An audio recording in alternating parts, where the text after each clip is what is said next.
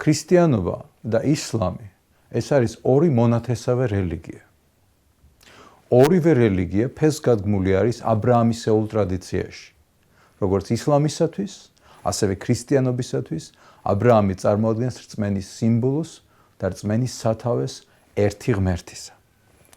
პოლიტიკურმა მოვლენებმა, ისტორიულმა მოვლენებმა, რომელსაც ადგილი ჰქონდა თუ ქრისტიანული ეკლესიის ცხოვრებაში, თუ ქრისტიანული სახელმწიფოების ცხოვრებაში, თუ ისლამური სახელმწიფოს გაჩენის შემდეგ მათ ცხოვრებაში და საქმიანობაში. პოლიტიკურად ეს ორი რელიგია ერთმანეთს დააშორა. გაცილებით მეტად, ვიდრე ეს გამართლებული იყო. შედეგად ის მივიღეთ, რომ ქრისტიანობა და ისლამი დღეს მოიაზრება როგორც ორი ურთიერთგამომრიცხავი სარწმუნოება, რომელთა შორის მტრობა და შუღლი უნდა მოიაზრებოდეს როგორც ბუნებრივი მოვლენა. სინამდვილეში ეს ასე არ არის. საფუძვლები, საძირკვლები ჩვენი რწმენისა ერთია, ტრადიციები განსხვავებულია, ისტორიული ვითარება განსხვავებულია, მაგრამ ის, რასაც ისლამი ქადაგობს, ერთი ღმერთის რწმენას, ის, რასაც ქრისტიანობა ქადაგობს, ასევე ერთი ღმერთის რწმენას საერთო არის. ამასაც რო თავი დავანებოთ, ჩვენ ერთ პლანეტაზე ვცხოვრობთ, ერთი ცა გვახურავს ქუდად და ერთ ქვეყანაში ვცხოვრობთ, თუ საქართველოსია ლაპარაკი.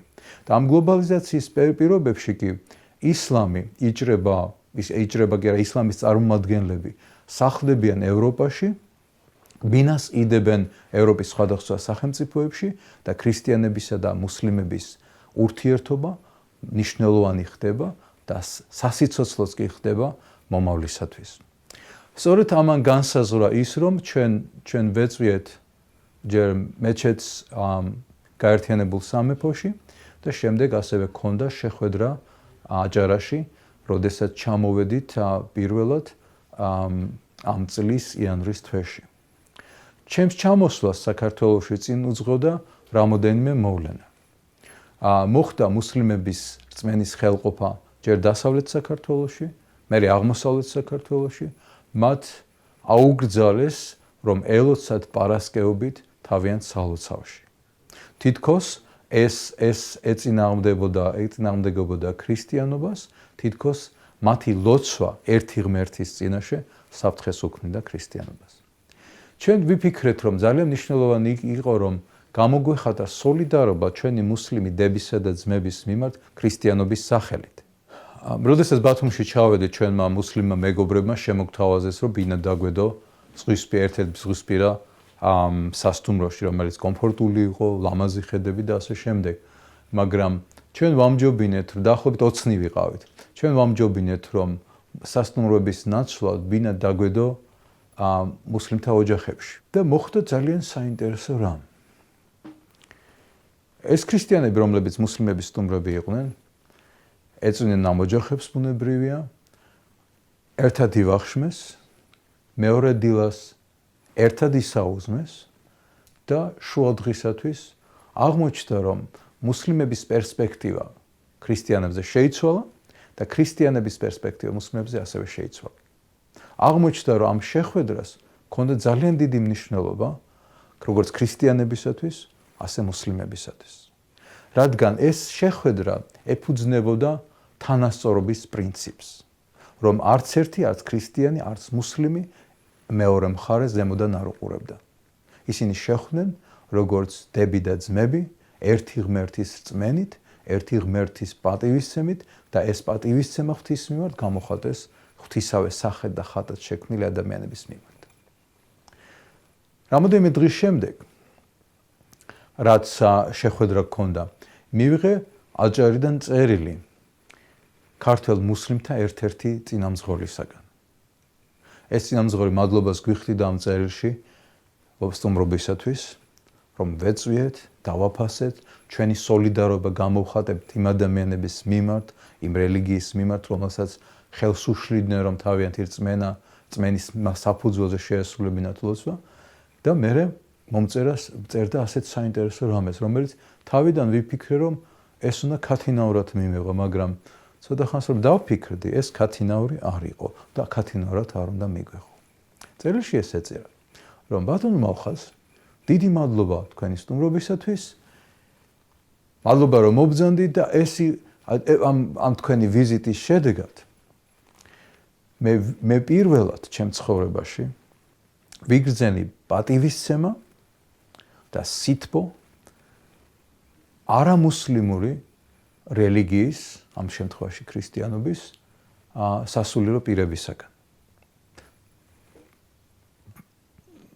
ერთი შეხედვით ეს უნდა ყოფილიყო კომპლიმენტი, როდესაც გეუბნებიან, რომ პირველად ცხოვრებაში ვიგრძენით ქრისტიანი მღვდელთასახურისაგან პატივისცემა.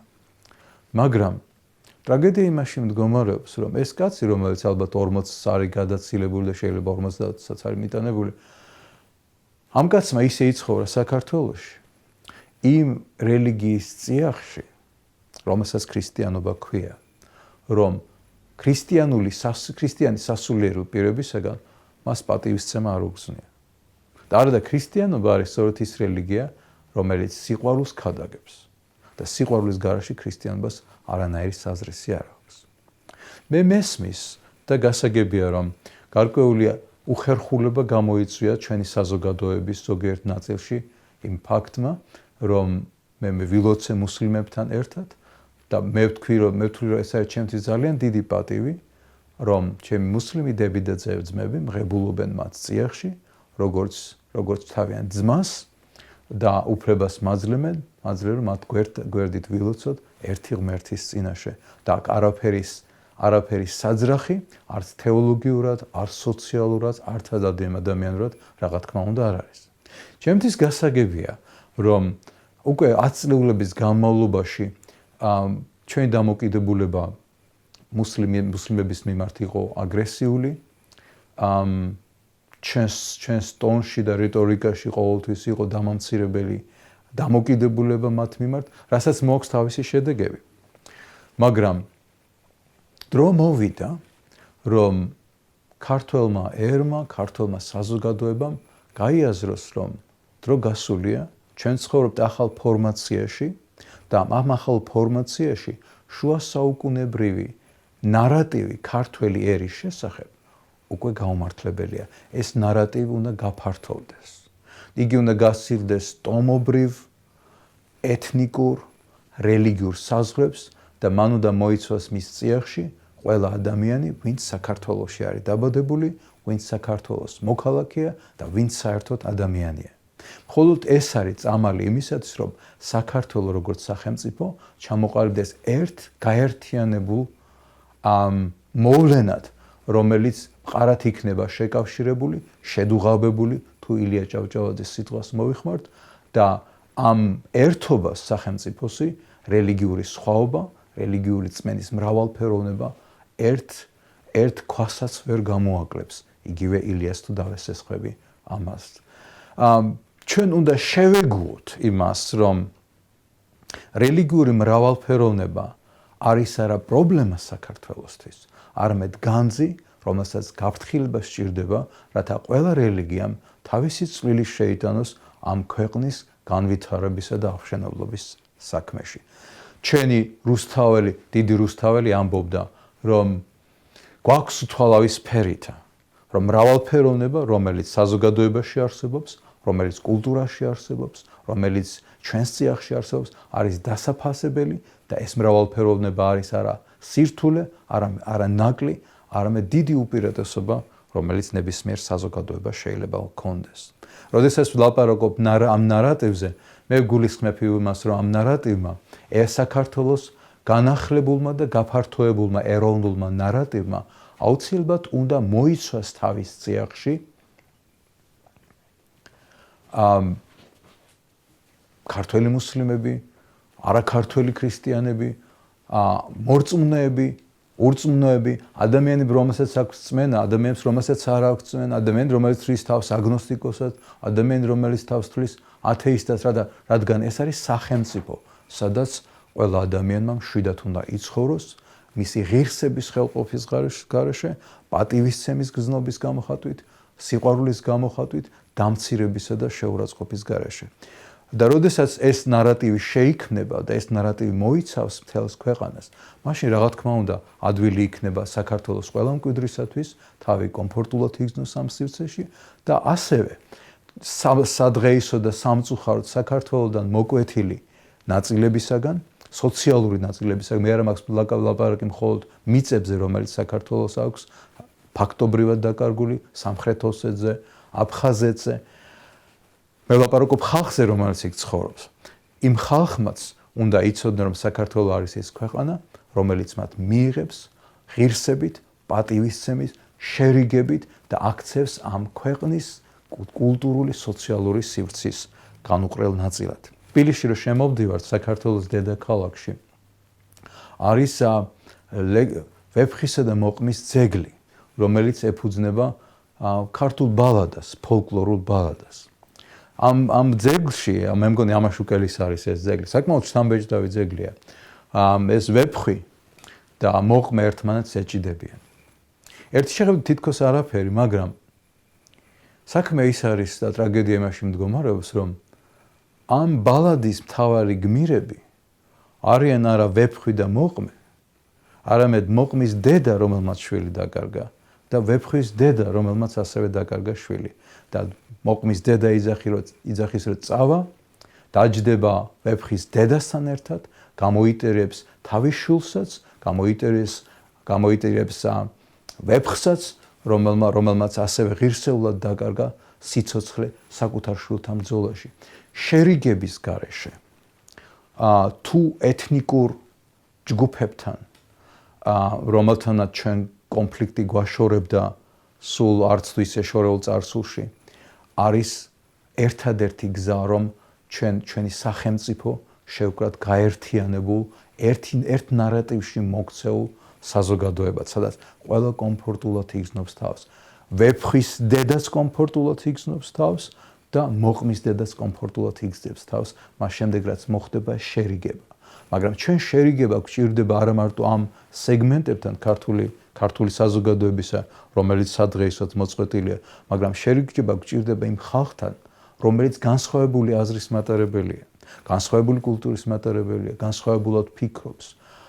რადგან ადამიანის პატივისცემა უნდა იყოს საძირკველი ნებისმიერი სახელმწიფოს ერთობისა, იქნება ეს რელიგიური სახელმწიფო, არარელიგიური სახელმწიფო თუ ასე შემდეგ. მეორე საკითხი, რაც შეეხებოდა ჯვრის მოხსნას, რაზეც თქვენ მკითხეთ თქვენს წერილში. მე ჯვარი მოვიხსენი იმის გამო, რომ აღმოჩნდა, რომ ჩემს სამშობლოში, რომელიც მე მიყვარს, რომელშიც მე ფეხი ავედგე, რომელშიც გავიზარდე, თურმე შესაძლებელია, რომ ადამიანის ერთმა ჯგუფმა, რომელიც იმ კონკრეტულ ვითარებაში, ამ კონკრეტულ ვითარებაში წარმოადგენს არა მარტო მოხალისეების გუნდს, არამედ პოლიციას, გააჩერეს აჭარაში რამოდენიმე მოქალაქე, გაუჩხრიკეს და გაუსინჯეს უბეში ჰქონდათ თუ არა მათ ჯვარი და მას შემდეგ რაც მათ ჯვარი აღარ აღმოაჩნდათ, მიაყენეს ფიზიკური და ვერბალური შეურაცხყოფა. ეს რომ ცალკეული გამოვლინება ყოფილიყო, რა თქმა უნდა, ესე ძალიან სამწუხარო იქნებოდა, არც ამას ექნებოდა გამართლება, მაგრამ ჩემი შიში იმაში მდგომარეობს და საქმე ის არის, რომ ეს უკვე გახდა სიმპტომატური მოვლენა, რომ უკვე რამოდენიმე თვის განმავლობაში ხდება აგრესიის გამოჩენა და გამოხატვა აჭარის მოსახლეობისადმი და იმ სურვილის მიმართ, რომელიც მათ აქვთ, რომ კონდეთ ადგილი, სადაც ისინი ილოცებენ ერთი ღმერთის წინაშე.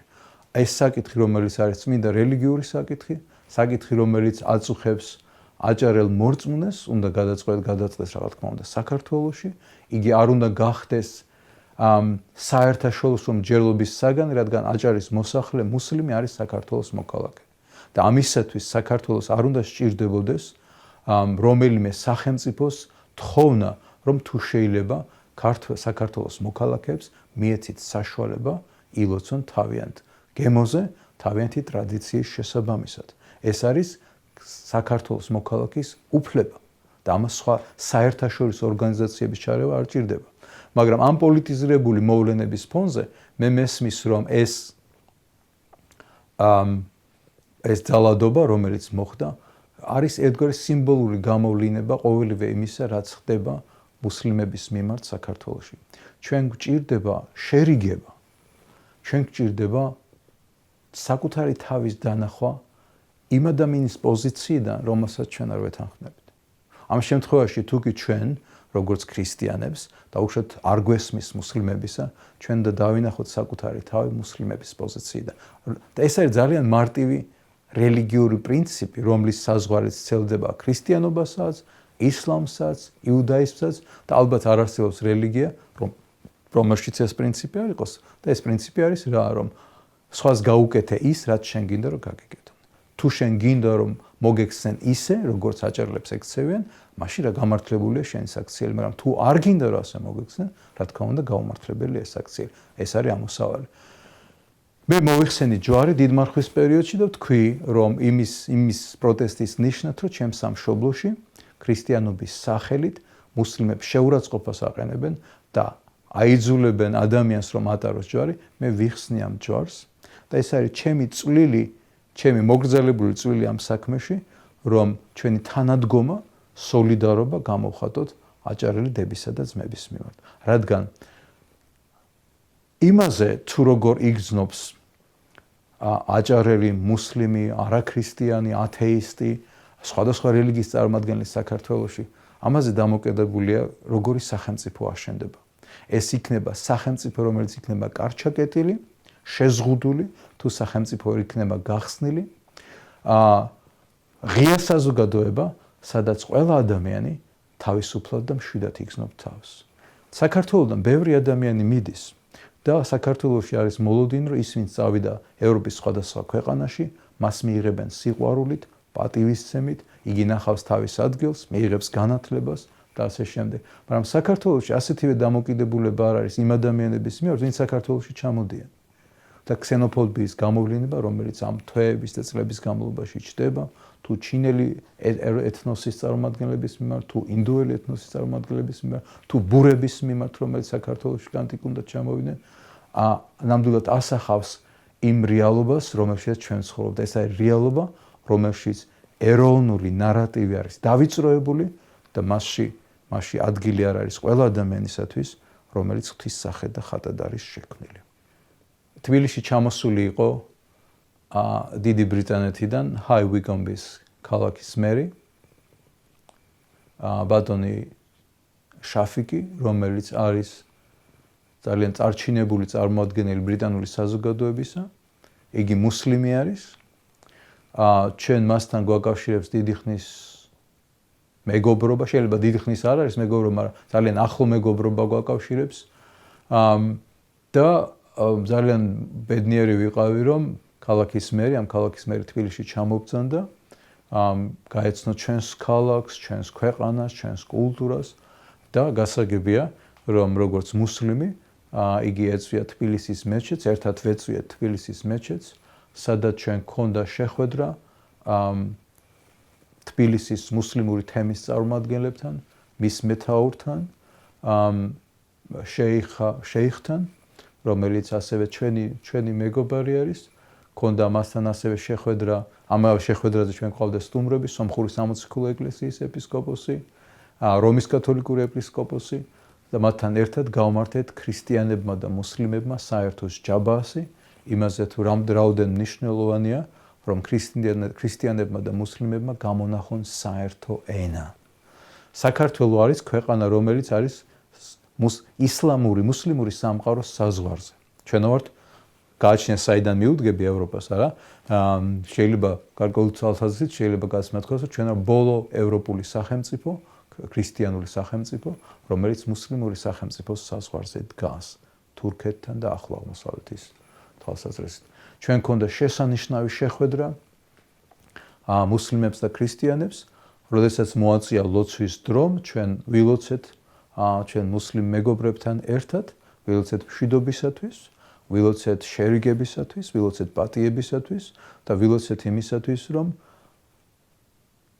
ერთ ადამიანს არ ეშინოდეს სხვა ადამიანისა, იმის გამო, რომ იგი სხვა რელიგიის, სხვა კულტურის წარმომადგენელია.